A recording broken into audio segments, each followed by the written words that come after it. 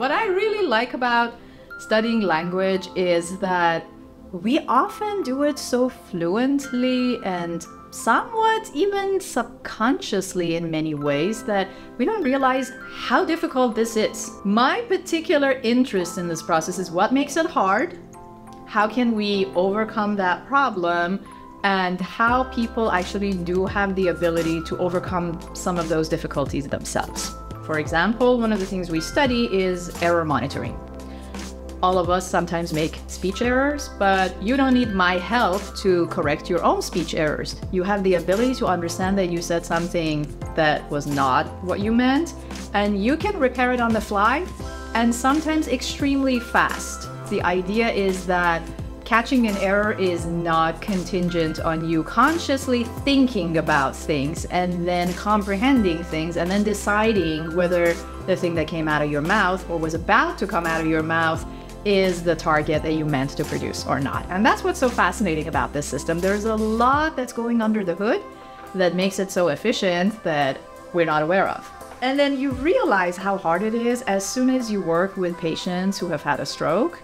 And overnight, they lose this ability. Language production becomes such an ordeal. And for us to be able to help them to get some of that back, it's a very long path. When patients make errors, it's frustrating for them, but it's actually a very useful tool for us. And one of the good things about this interaction is that patients who have worked with me for a long time, they learn that their errors are of real value to science, and that makes them feel very good about participating in research. So I really like working with this whole spectrum of children, neurotypical adults, and individuals with post-stroke aphasia, because you can get a much better picture of how the system is set up and what happens to it when it's not functioning exactly as it should. One of the things that we're doing now, which is my latest NSF grant, is building a very large multilingual database, empirical database of how humans actually detect and repair their speech errors. And we hope to use that database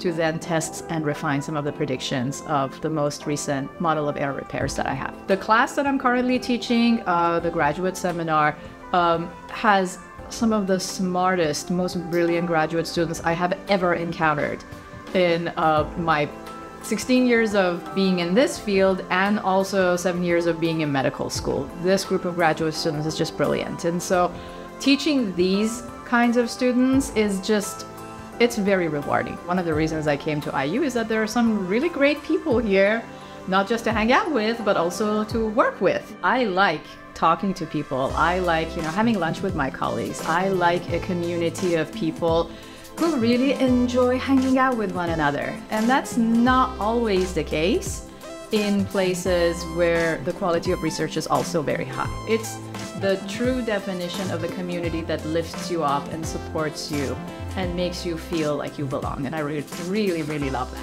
Can you get luckier than that? That the smartest people on the planet actually really like spending time with one another. It's kind of the ideal university for me, and the ideal environment, and the fact that the whole city is a reflection of the people in the university.